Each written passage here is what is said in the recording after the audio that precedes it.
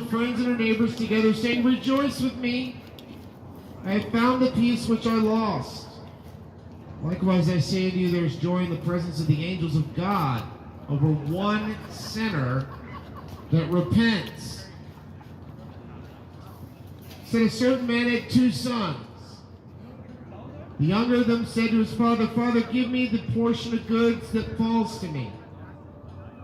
He divided unto him his living. Not many days after, the younger son gathered all together and took his journey into a far country. This is the story of the prodigal son.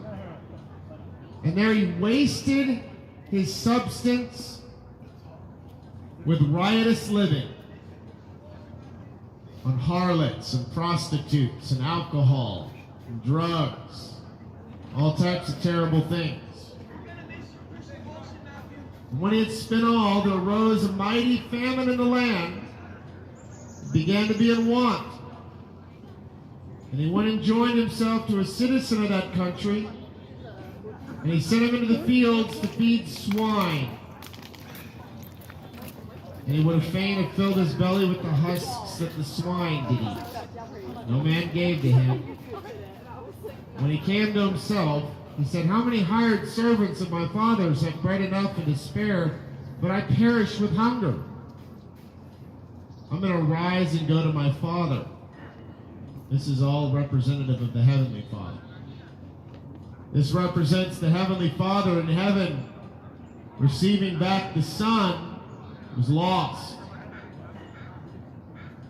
So I'm going to arise and go to my father. I will say unto him, "Father, I have sinned against heaven and before thee. I'm no more worthy to be called thy son. Make me one of thy hired servants."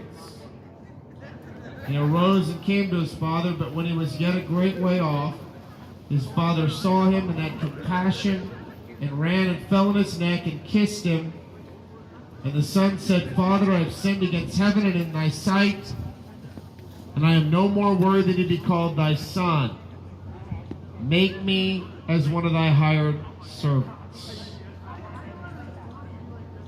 But the father said to the servants, "Bring forth the best robe, put it upon him, put a ring on his hand, shoes on his feet. Bring hither the fatted calf, and kill it. Let us eat and be merry. For this my son was dead and is alive again. He was lost, but now is found." And they began to make merry. See, this all represents the lost son. It represents every one of us that has fallen, of Adam and Eve, cursed in our sinful nature, gone into the lost world of sin, and needing to return to the Heavenly Father, needing to be reconciled back to God.